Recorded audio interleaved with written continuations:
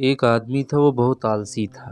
वो पूरा दिन कमरे में पड़ा रहता था एक किनारे, थोड़ा बहुत काम करता था नहीं, पूरा दिन पड़ा रहता था। उसके बच्चे काम करते थे पूरा खेती-बाड़ी का, और वो दुकान पे बैठता था, वो भी दुकान में बस एक किनारे बैठ के खाता-पीता रहता था। गुड़ हो गया, गुड़ निकाल के खाने लगता था, चीनी निकाल के खाने लगता था। कुल मिला के वो खाता रहता था और एक किनारे बैठा रहता था। उसके बच्चे भी कुछ नहीं बोलते थे। फिर वो दोपहर में घर आता था, घर में खाना खाता, एक किनारे पड़ा रहता। तो ये सब रोज़ की आदत हो गई थी उसकी। तो उसके गाँव में जैसे कभी-कभी श्रीमद् भागवत कथा हो या कोई भी कथा सुनाने आए वैसे सामूहिक रूप से, तो कभी आदमी जाता नहीं था, पूरा दिन घर में लेटा रहता था, बहुत आलसी था। गाँव में उसके दुर्गा जागरण होता था, उसमें कभी नहीं जाता था। दुर्गा जी की आरती में कभी चला जाए, कभी नहीं गया। उसकी पत्नी ये सब देख के वो बहुत उदास होती थी, हमेशा बोलती थी कि जाओ कथा सुन के आओ, जाओ दुर्गा जी की आरती में जाओ, माता जी की आरती सुन के आओ। वो कभी जाता नहीं था। हुआ क्या कि गांव में एक बार जो है श्रीमद् भागवत का आयोजन हुआ, तो वहाँ पे बढ़िया म्यूजिक व्यूजिक का व्यवस्था किया गया, साउंड वाउंड का। तो इसकी पत्नी खुश हुई, तो इसने अपने पति से बोला कि जाइए, वहाँ पे श्रीमद् भागवत कथा हो रहा है, भगवान के बारे में बताया जा रहा है इतने अच्छे तरीके से, कुछ ज्ञान लेके आओ भगवान के बारे में, कुछ वहाँ जपो, भगवान का नाम जपो, वहाँ सुनो भगवान की बातें।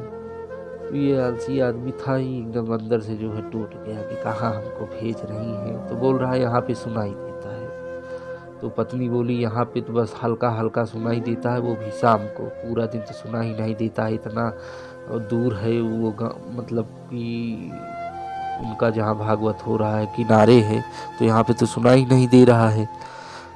तो तुम जाओ वहाँ पे सुन के आओ साक्षात वहाँ पंडाल में बैठ के। तो एक दिन बोली तो ये नहीं गए, दूसरे दिन बोली फिर नहीं गए, तीसरे दिन बोली फिर नहीं गए।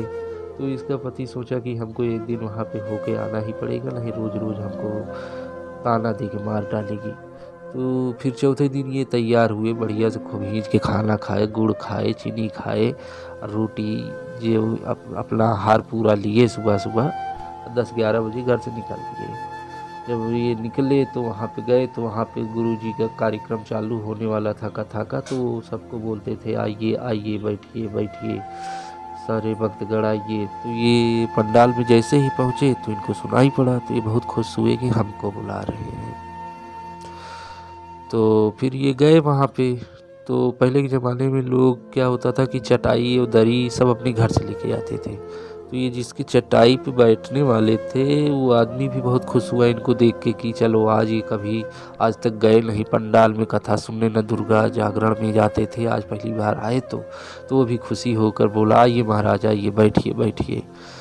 तो फिर ये जो है बैठे उसके चटाई पे। कथा स्टार्ट हुई 2-4 मिनट बाद, और जब कथा स्टार्ट हुई तो 2-4 मिनट बाद बढ़िया नींद में एकदम सो गए। बहुत ही बढ़िया नींद में सो रहे थे, इनको कुछ पता ही नहीं हो रहा था कि कथा में क्या बोला जा रहा है क्या नहीं बोला जा रहा है, बहुत बढ़िया नींद में थे।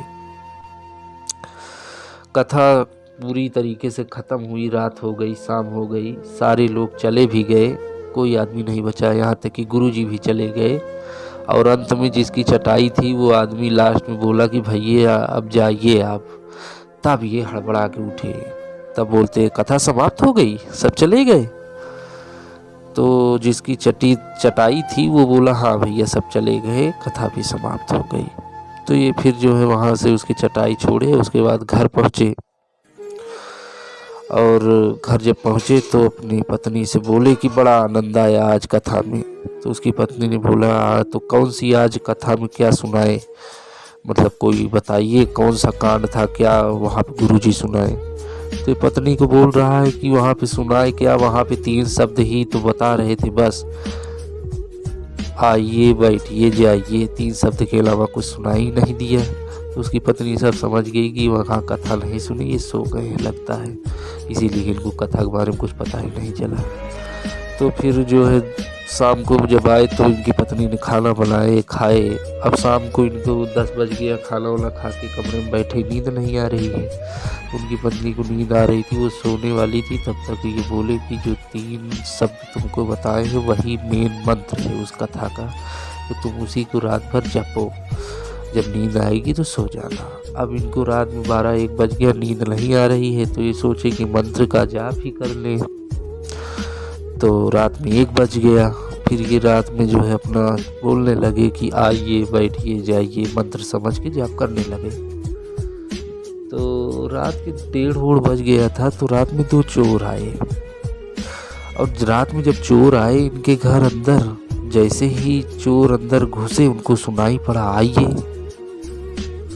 तो चोर एकदम से घबरा गए, हड़बड़ा गए कि हमको कोई पहचान रहा है क्या। तो दबे पांव जो है खिसकने लगे पीछे की ओर। तब तक फिर वो आदमी बोला कि बैठिए बैठिए। तब वो और हड़बड़ा गए। तो जो है सोचे कि ऐसा है, हमको पहचान लिया है, आओ यहाँ से भाग चले। तो जैसे ही भागने लगे तब तक फिर से वो आदमी बोला कि जाइए जाइए। तब चोर ने समझ लिया कि हमको पहचान लिया है, कल पकड़वा देगा पुलिस से। तो इस वजह से वो चोर जो थे दोनों एकदम डर गए। तो दौड़ते दौड़ते गए, अंदर घुस गए और उस आदमी के पैरों में गिर के माफ़ी मांगने लगे, हमको माफ़ कर दो। पैर छूने लगे, जो पैसा वैसा कहीं चोरी करके लाए थे उन्हीं के पास रख दिए और माफ़ी मांगने लगे। अब वो आदमी जब वो लाइट जला के देखा तो घबरा गया। तो उसको लगा कि ये मंत्र इतनी जल्दी सिद्ध हो गया, हम तो सोचे थे कि अभी इसमें बहुत टाइम लगेगा। वो हड़बड़ा गया। फिर चोर को बोला मैं तुमको नहीं जानता हूँ। तो चोर बोला अरे महाराज आप जानते हो तभी बोल रहे हो कि जाइए जाइए आइए बैठिए जाइए, नहीं कौन बोलता है। तो पैसा वैसा रख के भाग गया। चोर समझ गया कि यहाँ चले जो है, नहीं तो और ज़्यादा बहस करेंगे तो ये अभी पकड़वा देगा पुलिस से, और पैसा वहीं छोड़ देता है कि ये हमको नहीं पकड़वाएंगे पैसा लेके। उसके बाद वो रात में अपनी पत्नी के पास गया आदमी और सारी बात बताई। तो उसकी पत्नी समझ गई जो है कि रात में क्या हुआ था। तो उसकी पत्नी फिर कहती है कि उसकी पत्नी ने कहा भगवान की असली कथा से ये झूठे फालतू के शब्द ले आए, आइए बैठिए जाइए, तब जाके तुम्हारे जो है इतने से जो है असली चोर तुम्हारी शरणागत में आ गया। ये फालतू के शब्द ले आए, और जिस दिन कथा से सच्चे शब्द ले आए भगवान के नाम का, भगवान के चरित्र के बारे में, भगवान क्या क्या किए हैं उनके बारे में सुन के आओगे, उस दिन तुम्हारे आत्मा से क्रोध, लोभ, मोह, मद, माया, वात्सल्य सब समर्पित हो जाएगा। सारी चीज़ें गायब हो जाएगी अंदर से।